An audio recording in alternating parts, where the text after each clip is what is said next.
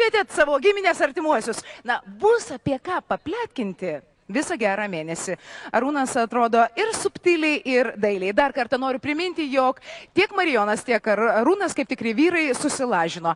Kas kurį, kaip sakoma. Ir kaip mes jau žinom, penkiakovės varžybos baigėsi, Krungolcas užėmė antrąją, o Zadneprovskis trečiąją vietą. Gerbiamas ponas Valinskas pralaimėjo ir štai dabar jūs jį matote visame gražume. Gerėkitės, kaip sakoma.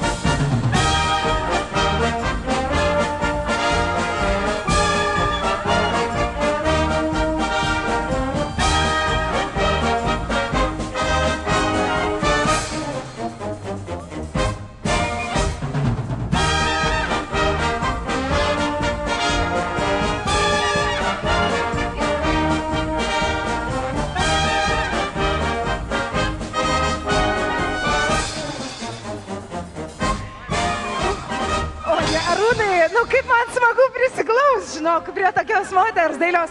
Kaip jautiesi? Puikiai. Marijonai, šį vakarą aš tavęs nekenčiu. O niekur nespaudžia, ar per krūtinę, ar... Ne, tokie dideli bumbulai nespaudžia. O liemenėlė yra?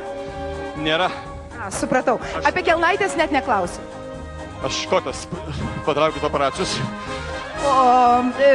Na, gerbiamas Arūnai, negalvoja dar iš kažko pasilažyti, na, iš lyties keitimo operacijos? Aš siūlau lažybas, kuriuoms pritars, manau, visos moteris. Marijonai, sutaram taip. Jeigu mūsų krepšininkai parsiveš iš Pekino aukso medalius, mes abu stovim prie trapo, nuogi ir maskatuojam savo bumbulais. Jie nebus tokie dideli kaip šitie, bet bus labai smalsu pamatyti. Aha, Marijonas jau bijo.